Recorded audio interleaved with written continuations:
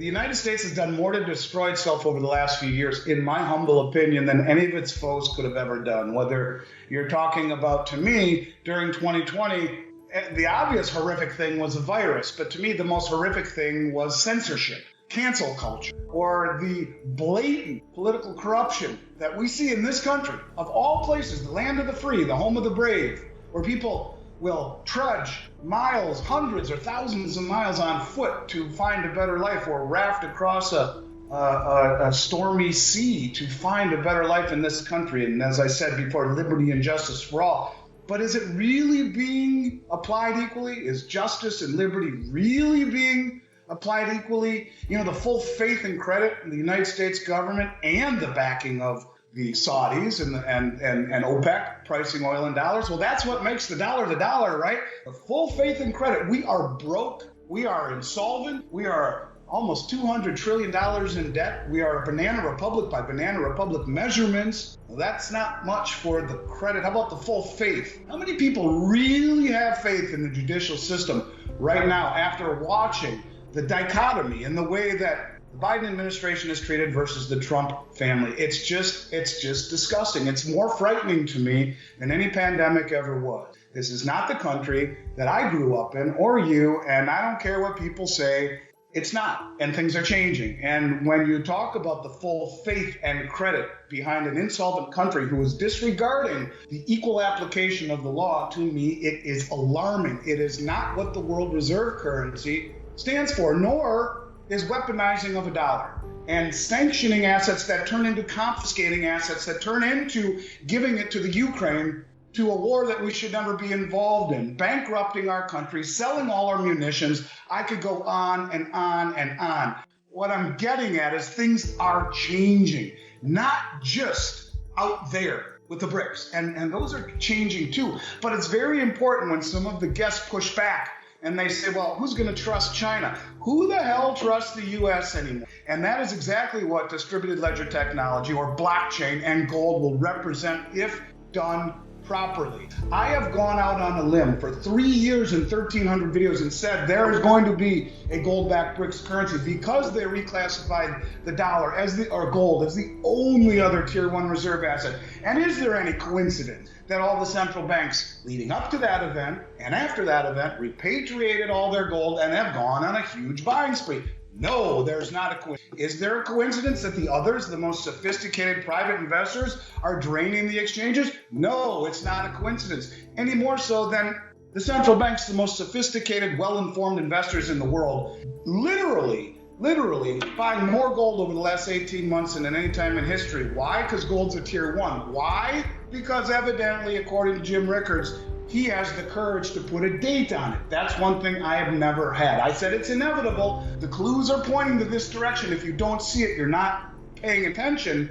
They're going to use gold and blockchain to legitimize, to give credibility and honesty to a system that is broke, corrupt, and dishonest as hell. And you know what? They're going to do it, and it's going to make a big dent. Now, where the rubber meets the road is Jim has the courage or the insight or the foresight to note that on August 22nd, when the BRICS countries meet, that they will issue a new gold-backed currency. I believe it. One piece he hasn't talked about is the concept of a growing union. You have half of the countries are in all of the groups together. Look at Saudi Arabia. They've joined the BRICS, the Belt Road, the Shanghai Cooperation Organization, and the New Development Bank. Look at China and Russia. They're, the Eurasian Economic Union for Russia, the BRICS, the Belt Road. All of these countries are all tangled up together. Well, guess what is happening now, according to many people? The plans are to consolidate the BRICS, the Shanghai Cooperation Organization, along with the Eurasian Economic Union. You're talking a super group encapsulating north of 85% of human population.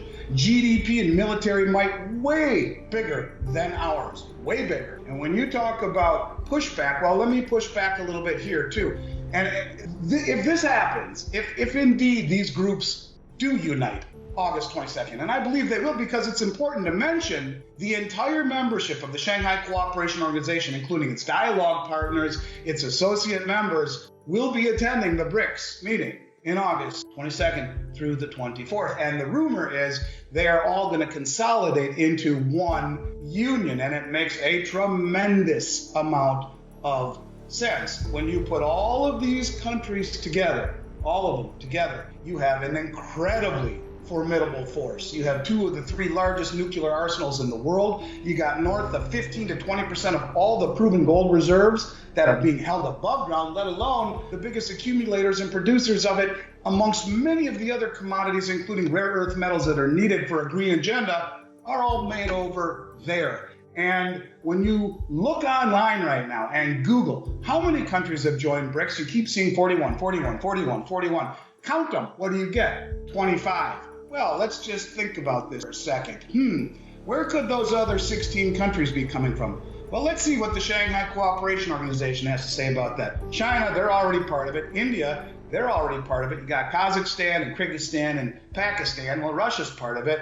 They're going to combine. You're talking the majority of human population. And so when you talk about legitimacy, when you talk about the fact that no one's going to trust Russia and China, well, I push back a whole hell of a lot and say we have squandered the good graces of our foreign creditors. We have squandered the reason that many people come to this country, and that is equal application of the law. And I think that is the most frightening thing of everything that we are seeing right now. Just the way that the powers that be, if you're not on the right side if you're not on the right team, well, you're in trouble. Do not think that our foes do not see complete and total amount of dysfunction that we have created inside our country, let alone the weaponizing of the dollar, the sanctioning of countries' monies, the confiscating of the money, and all of the craziness that we're doing, including depleting our military arsenal here for stuff over there that we shouldn't be part of. I don't mean to get all